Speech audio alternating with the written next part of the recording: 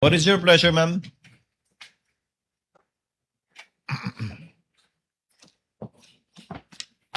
I would just like to support the ruling of the presiding officer, cautioning the both prosecution and defense. I too noticed the esteemed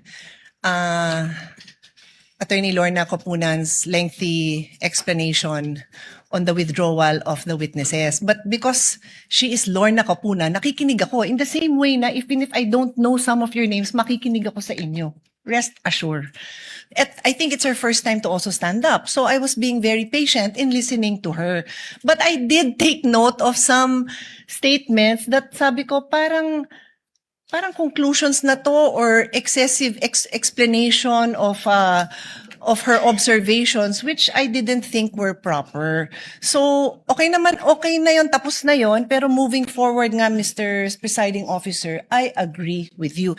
And I just need to put this on record kasi nga, sinasabing wag tayo masyadong technical. Pero, to a certain extent, kailangan naman ho natin tingnan naman yung rules natin kasi maayos ho tayo, di ba? So, I want to read into the record. This might be a paraphrase na nung sinabi niya ha, kasi sinasummarize namin ng team ko yung statements. And anyway, di ko na mahanap sa phone ko dahil kahapon pa yon. But I recall, no, and feel free to correct me, but this is a minor thing naman.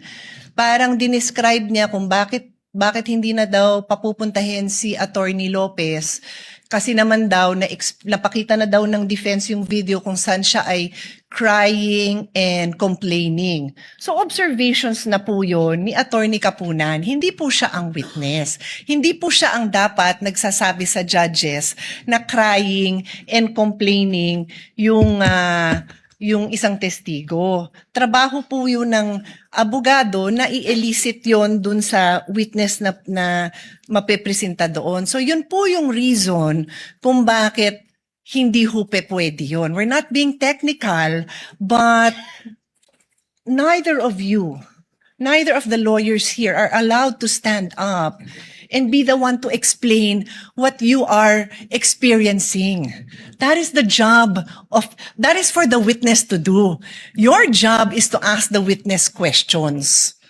Yun. So to be clear, it's not being technical, but it's making sure that magawa niyo yung trabaho niyo na maayos at magtanong tayo ng maayos sa witnesses. Kung di na pala siya papupuntahin, di no need na to say kung ano yung na-observe. Kasi nga, hindi na ho sa inyo yon as lawyers. Yun lang naman po. Again, my utmost respect for Attorney Capunan and to all of you. You're all doing a great job.